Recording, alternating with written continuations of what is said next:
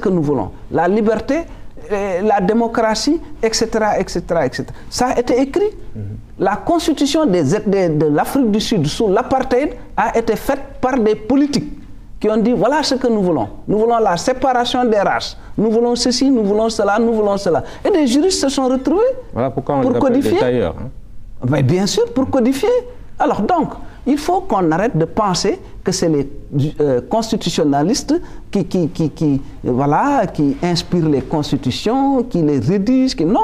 Non, ils ont un rôle très important, parce que une fois qu'on a codifié, on doit effectivement s'en tenir tous à ce qui a été codifié. C'est ça qui fait la stabilité et l'équilibre d'une société.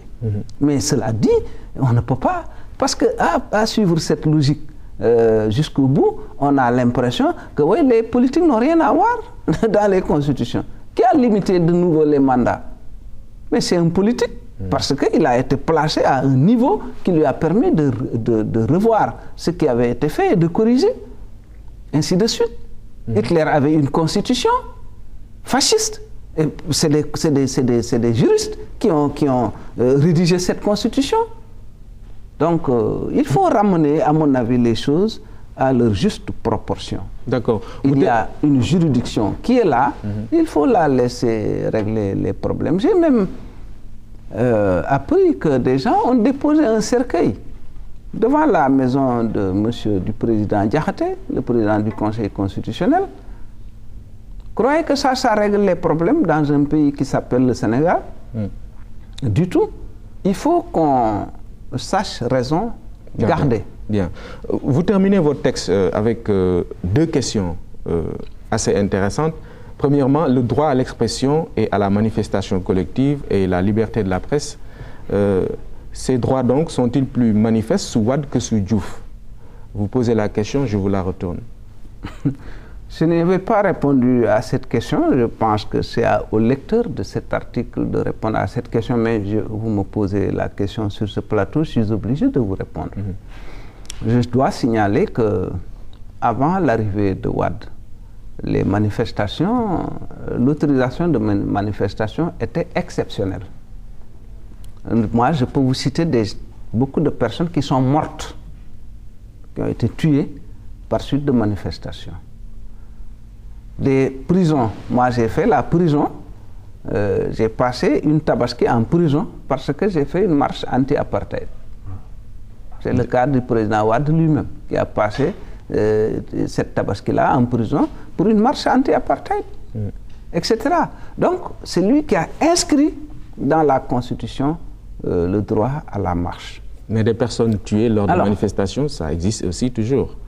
Sûrement, et si ça existe, il faut toujours regarder pourquoi et punir, s'il y a à punir. Ah oui, c'est très clair.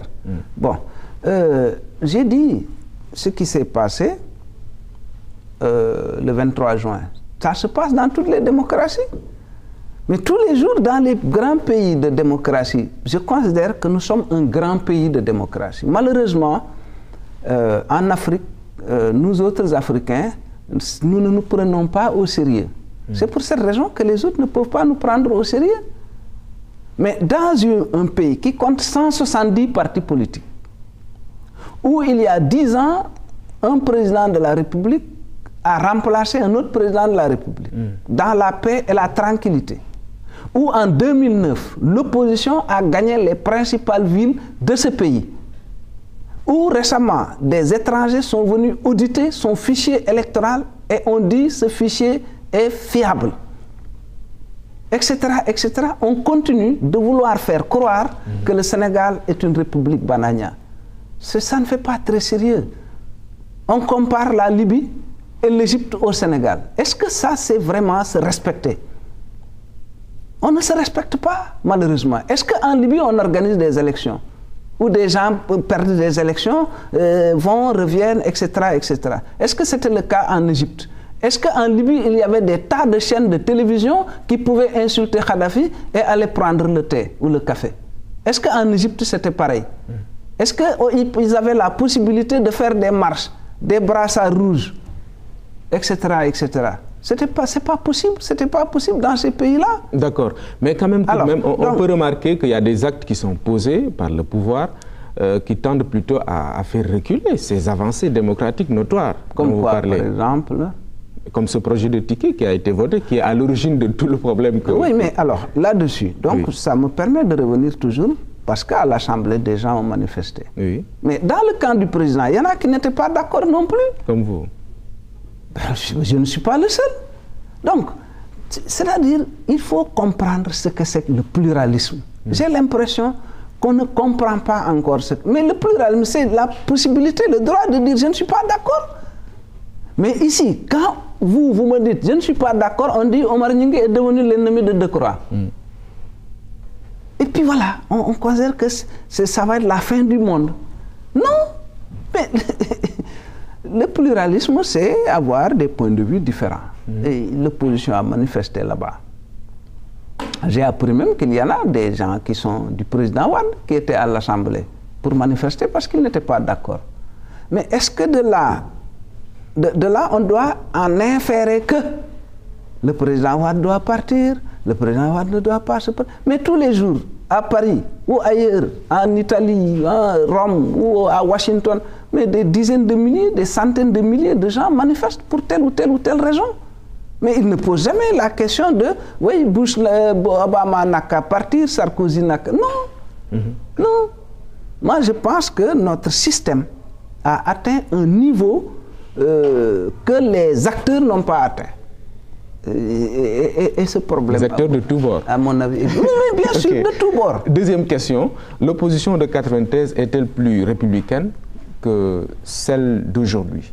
Je vous la repose. Bon, je ne suis pas là pour accuser l'opposition. S'il y avait quelqu'un de l'opposition, on aurait pu débattre sur cette question. Oui. Mais ce que je sais, c'est que nous, en 93, lorsque le juge Kéba Mbaye a reçu la candidature du président Diouf pour un 3e mandat et l'a validé, nous n'avons pas protesté.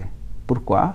Parce que nous savions, en 92, quand les mandats étaient limités, nous savions que le mandat de Diouf courait depuis 88 et ne pouvait pas être concerné par la limitation des mandats. Voilà pourquoi nous n'avions pas réagi.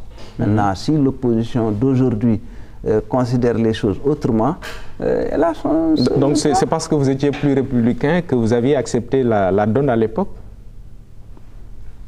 Disons, en tout cas, moi je suis de tout temps un républicain.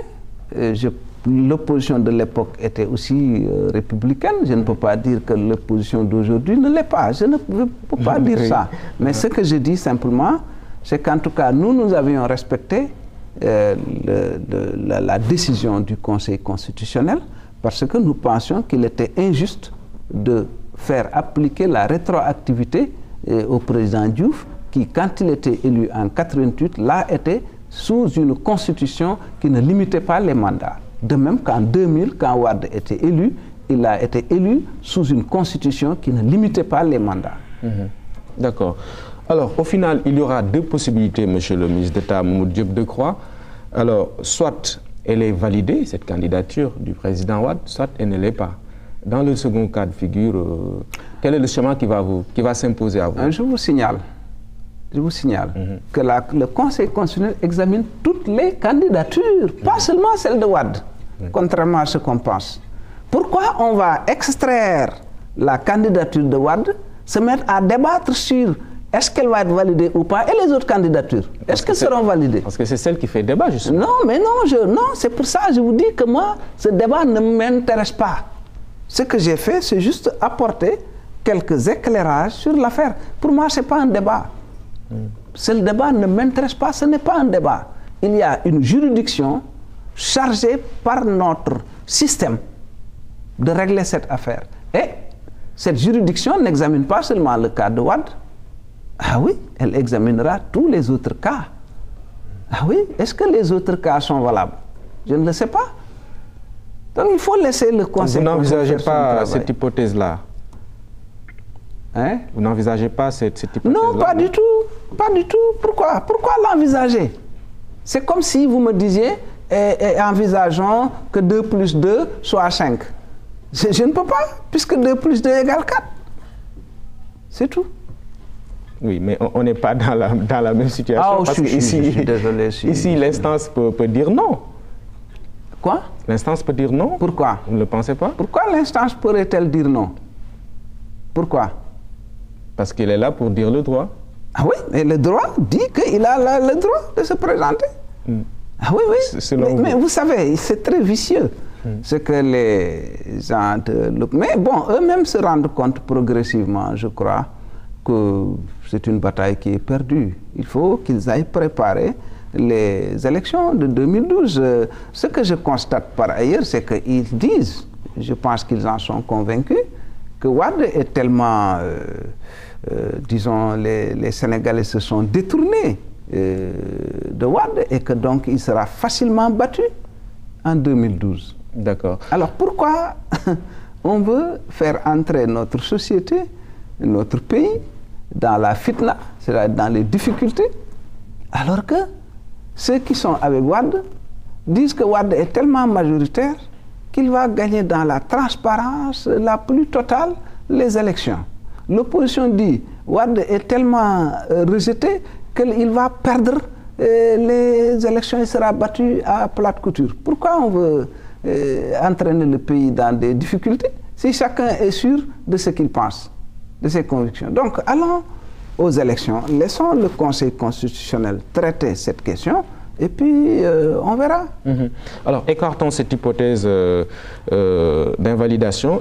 La candidature validée, vous allez devoir défendre un bilan et l'épreuve ne sera pas facile au regard de la crise socio-économique à laquelle plutôt le pays est confronté.